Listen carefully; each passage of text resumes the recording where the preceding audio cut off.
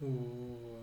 Então, esse aqui ele é a representação da lista estática encadeada que a gente tem com a demonstração também de mais um tipo de TAD que a gente encontra utilizando é, um módulo de criação de lista, onde a gente tem os módulos ali, os objetos de criação, inserção, consulta, atualização, remoção, e alguns módulos a mais que auxiliam a gente a realizar os testes, necessariamente falando da lista estática encadeada.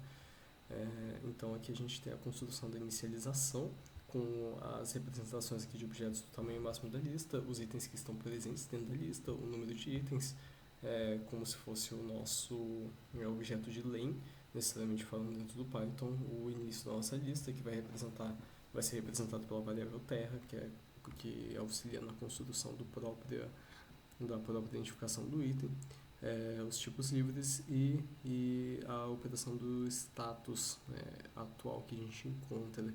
Aqui a gente tem a operação de cadeamento da própria lista, representada pelos valores livres, e na variável vazia a gente já tem a inicialização dos nossas representações de teste.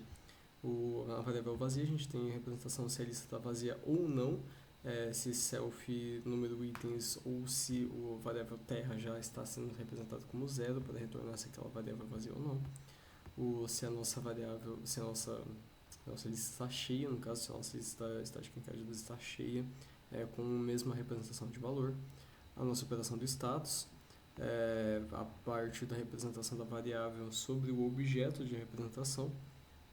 Aqui a gente tem o total de número de itens representado dentro da lista estática encadeada, e aqui a gente tem a operação de busca do item em si. Se a lista está vazia, ela vai marcar como inexistente, como item inexistente no nosso status, ou se ela não estiver vazia, a gente vai marcar pela posição do item em si com as operações de representação de valor. Quando a gente encontra o nome que a gente está buscando dentro do ponto de inserção e checagem, a gente faz a representação do item atual, e enquanto a gente não encontra, a gente passa para o próximo item na representação da lista estática encadeada. Ao final da representação, a gente busca se o item está inexistente ou não, e se a gente não encontra como inexistente, a gente passa a posição anterior, que é a última posição que a gente encontra durante a execução do nosso laço while. Aqui a gente tem a variável de inserção para definir a inserção do elemento em ordem. Se a gente está com a lista cheia, representação com o total de itens, a gente já não encontra mais. Esse valor retorna o valor vazio. E a gente faz a posição da busca item aqui para representar se aquele item já existe dentro da nossa posição.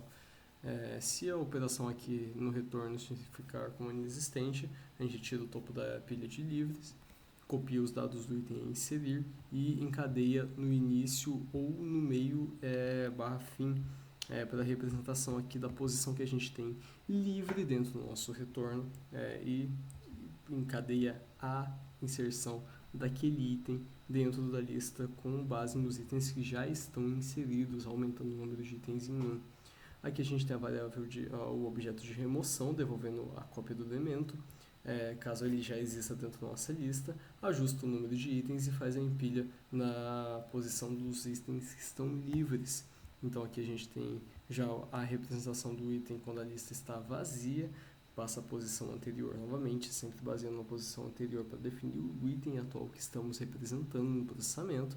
A gente faz a representação daquele item para ver se ele é existente ou não. Se a gente não encontra, a gente faz o retorno do item e a localização da posição real do item a remover. Nós salvamos uma cópia do item removido com deep copy para representar o número sem o ponteiro, aquele valor sem o ponteiro daquele objeto, para dentro do nosso objeto que a gente vai retornar, e desconecta o encadeamento principal, retornando os nossos valores para basicamente sendo aquela representação de -1. A gente passa o último item na remoção e passa os valores posteriores a esse item para aquela representação anterior, fazendo o empilhamento da lista de livres e atualizando os contadores referentes de número de itens na lista de status e também na representação atual.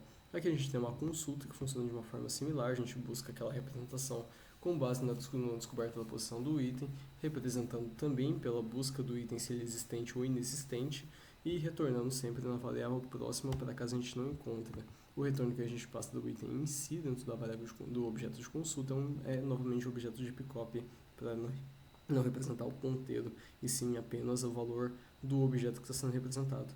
A atualização, a gente está retornando lista vazia, item existente ou item atualizado, para a representação do item vazio, com a posição anterior, e também a localização atual daquele item, apenas representando as atualizações dos campos, sem alterar a representação do nome, que é o nosso identificador principal do objeto, e também sem alterar as variáveis que não podem ser alteradas, como por exemplo a variável do próximo item representado dentro da lista, nosso ponteiro representado nesse caso. Aqui eu tenho então finalmente as variáveis que auxiliam nós nos prints executados dentro do nosso objeto, para demonstração dos itens, utilizando os módulos de print, a reinicialização da lista, zerando os valores, representação da restauração, o encadeamento, a reposição e também, por fim, o status sendo repassado dentro daquele objeto. E por fim, a gente tem toda a representação do módulo para a leitura em si daquele item da lista que está sendo encadeado e representado. Por fim, a gente tem um menu de representação com as operações sendo realizadas.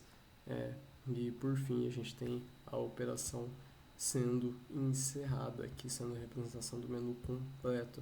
Eu preparei um roteiro aqui de apresentação desse módulo, então a gente vai primeiro fazer uma criação da lista em si, com o tamanho 5.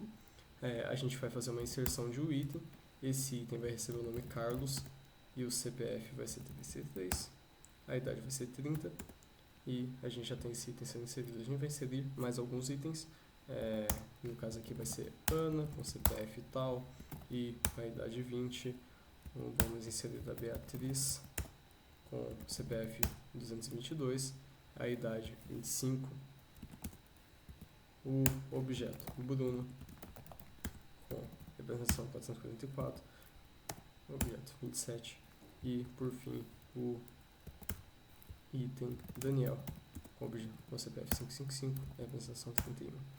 A gente vai fazer a demonstração da lista nesse momento.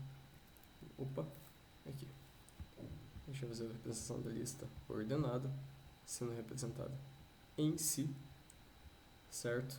E a gente vai fazer a consulta em cima agora. A gente vai fazer essa consulta em cima do Bruno. Estou fazendo a demonstração do status aqui. Vou fazer a consulta com item interesse, buscando o objeto do Bruno, item inexistente. Vou fazer a representação aqui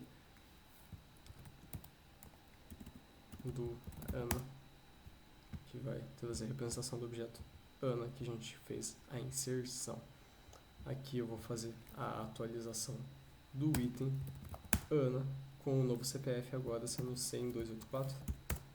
E quando eu faço a consulta em cima da Ana, a gente já tem o CPF dela sendo atualizado. Eu vou fazer a remoção do objeto Ana agora, com o item 5. E quando eu consulto o item Ana, já temos a representação do item inexistente. Vamos demonstrar a lista então. A lista atual. E aqui a gente tem os objetos do Daniel, do Carlos, da Beatriz, que já estão sendo repassados com base no que a gente demonstrou. E, por fim, a gente tem a reinicialização da lista, onde quando a gente faz a consulta da lista em si, após a demonstração, a gente já tem a lista vazia. Isso já representando a demonstração completa dos itens.